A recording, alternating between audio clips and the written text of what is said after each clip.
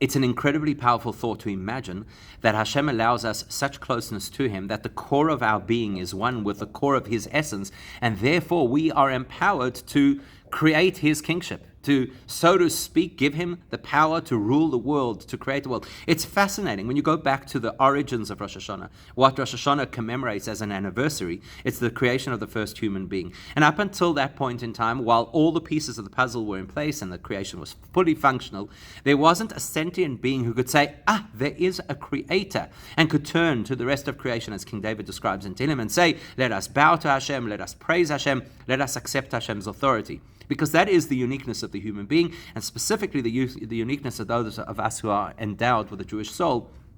We have this capacity to be able to acclaim Hashem as ruler of the world, to put Hashem, so to speak, into this position of king. It's a powerful and wonderful thought, and every single year in Rosh Hashanah we're invited to do so again. So Rosh Hashanah is not just a day of committing ourselves to do more of what Hashem wants. It's not even a day to focus only on Teshuvah, because Teshuvah, as we've illustrated, is something which is throughout the month of Elul, and in the 10 days from Rosh Hashanah to Yom Kippur. What's unique on Rosh Hashanah is an invitation where Hashem says, I'm empowering you to make me king over the world again.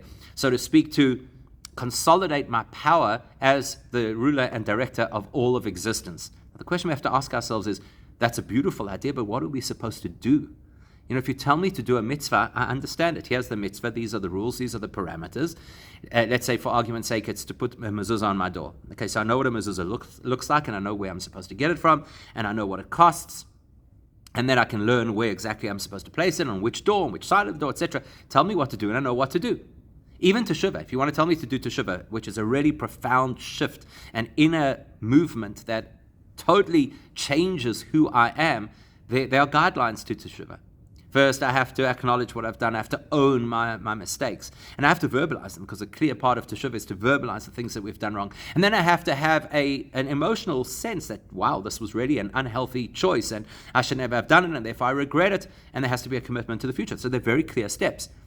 But to acknowledge Hashem as king over the world, to bring Hashem, so to speak, into the foreground where He runs His world, invests in His world, controls His world, which He has empowered us to do. But what exactly are we supposed to do in order to facilitate this? And here is where the real depth of Rosh Hashanah comes to light. Because in a classic sense of a king and the nation, or the king and his followers, the relationship between the people and the king is they get up and they say, long live the king. And they pledge allegiance to the king, which effectively means that from that point forward, if the king decides something, they will follow it. So even if it's not something that makes sense to them, even if it's not something which is comfortable for them, but that is the pledge of allegiance. In the language of Hasidus, we call this bittul. Bittul is the capacity to let go of self, to let go of our own interests, to surrender what we believe or want or prioritize in favor of what Hashem wants from us. This is alluded to in the Mishnah, in Pirkei Avos, in the Ethics of the Fathers, where it says that what we have to do is batel retzoncha mipnei retzonoi. We have to be willing to relinquish our interests in favor of Hashem's interests. That is the moment of saying we pledge allegiance. That's the moment of saying long live the king. That is the moment in the prayers on Rosh Hashanah when we say HaMelech, the king, which is a declaration of the fact that we acknowledge that Hashem is the absolute authority.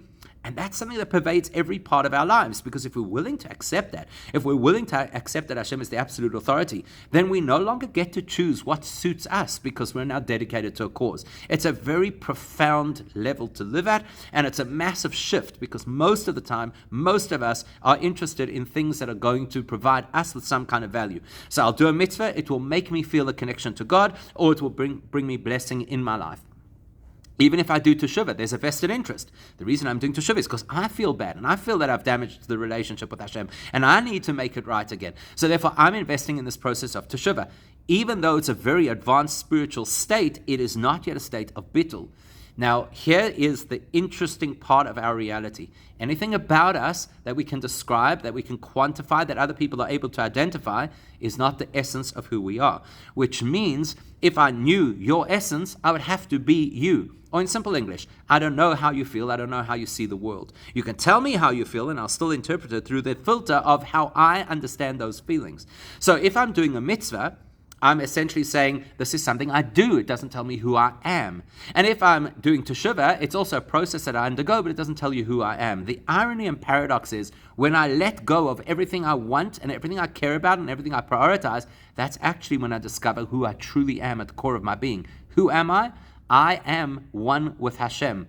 That's my truest self. That's what we're trying to find on Rosh Hashanah.